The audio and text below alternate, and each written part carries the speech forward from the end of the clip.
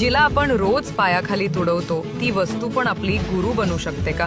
तर दत्तगुरु म्हणतात, जी गोष्ट सर्वात खाली आहे तीच खऱ्या अर्थाने सर्वात श्रेष्ठ असते. गुरुदत्तांचे 24 गुरु आहेत आणि त्यातील एक म्हणजेच धरती माता. एकदा श्री दत्त हिमालयाच्या दिशेने प्रवास करत होते तेव्हा त्यांनी पाहिलं, एक शेतकरी आपल्या रानात नांगर चालवत होता. नांगराचं टोक मातीत खोल वर जात होतं. धरणी फाटत होती, पण तरीही धरती माता शांत आणि स्थिर होती. तेव्हा दत्तगुरूंनी धरतीला विचारलं, एवढं सहन करूनही तुला वेदना होत नाहीत का? धरती मातेनं शांतपणे उत्तर दिलं, सहन करणे हाच माझा धर्म आहे. मी सगळ्यांचं ओझं उचलते कारण तेच माझं कर्तव्य आणि स्वभाव आहे. तेव्हा गुरुदेव दत्तांनी धरतीला गुरु मानलं आणि तिच्याकडून 3 अमूल्य शिकवणी घेतल्या.